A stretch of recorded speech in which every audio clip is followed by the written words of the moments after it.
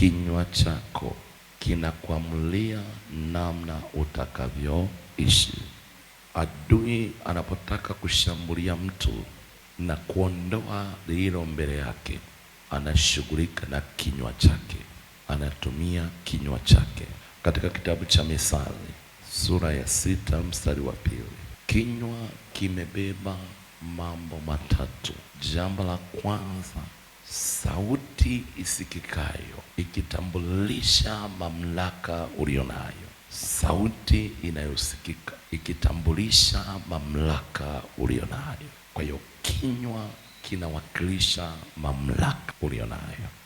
Jambo la pili, kinywa kinaamuru kusimamisha litakalotokea kwako, na kinywa kinaweza kuamuru au kufuta kinachotaka kutokea kwako. Kinywa kinaweza kusimamisha na kikaamuru jambo litokee kwako. Kwa hiyo chochote unachoona kinatokea, chochote unachoona kinatokea, kimeruhusiwa au kimesimamishwa na kinywa chako. Haleluya.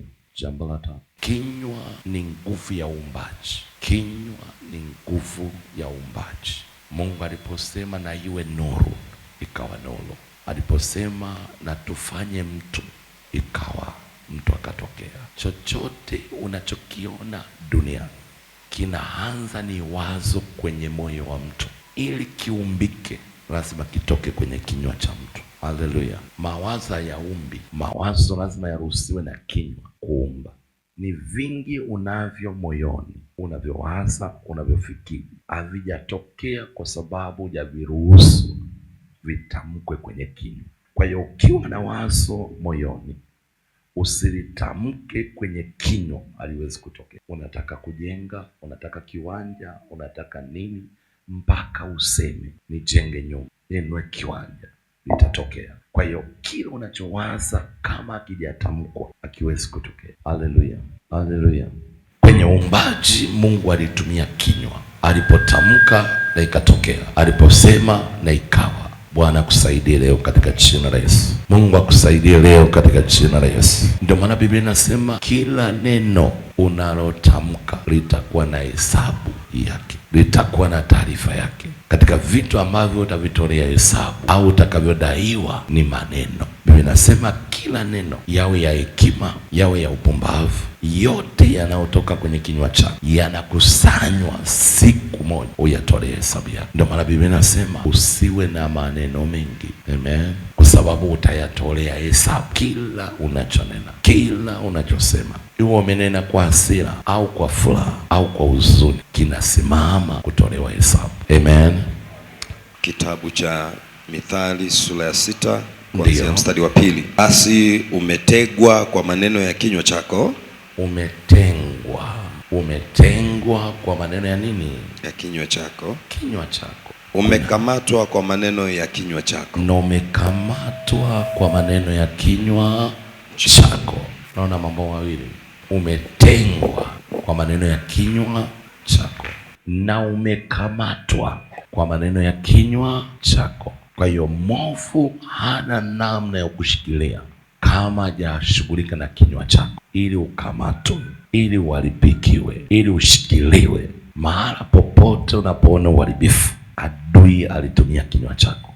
Ni muhimu sana, ni kwa kuwa ukumbuki kila unachokiona kinakutabisha. Kuna mahali ulishatamka, kuna mahali ulishasema nimechoka, nimechoka. Unaposema nimechoka, maana yake umetengwa. Ningejua, maanake vitu ulivyovikataa vikaukataa ni vile ulivyotamka kwenye kinywa chako. Sasa kawaida ya mwanadamu waga anatamka, baadaye alichotamka anakisahau. Kinachotokea ni uumbaji wa yale aliyotamka. Anapoanza kuyaishi anayajutia. Unapoanza kuyaishi unayajutia. Yaani unapokuwa na hasira yoyote, linda sana kinywa chako. Unapokuwa na huzuni, linda sana kinywa chako, kwa sababu kuna vitu utajitenga navyo na kuna vitu utakamatwa. Wakati unasikia moyo umechoka, linda sana kinywa chako, kwa sababu kuna vitu utavitamka wakati umechoka na vitapotea machoni pako. Inaweza kwa kazi, inaweza kwa biashara, inaweza kuwa familia, inaweza kuwa urafiki, inaweza kuwa huduma, inaweza kuwa kipawa, inaweza kuwa chochote. Wakati umefanya kazi ya Mungu umechoka, ukasema nimechoka bwana, ile neema imeyeyuka. Sasa utaona unakuwa mtupu, hauelewi kwa nini umekauka, kwa sababu ulitamkia neema. Umechoka, yale mafuta yamekauka. Unatafuta, mbona sijatenda dhambi, mbona sijatenda ubaya. Unatafuta ulipokosea uoni, unasahau uliyotamka, kwa sababu unachotamka kinanyausha au kukausha mafuta ya Roho Mtakatifu. Haleluya! Na ndio wengi wanaumia. Mbona naharibikiwa na sijatenda dhambi, mbona naharibikiwa na naomba. Anasahau alivyotamka kwenye kinywa chake, nimeomba sana Bwana, mbona sijapata. Ile neema ya maombi inatengwa na wewe. Utaanza kuitafuta kwa gharama na uipate. Ulikuwa naweza kuomba masaa 2 matatu, toka ulipochoka yale maombi yalinyauka.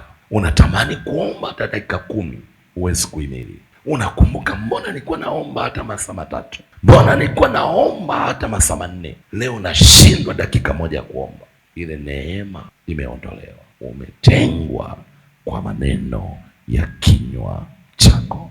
Kuna watu wananena. Haleluya, haleluya, haleluya.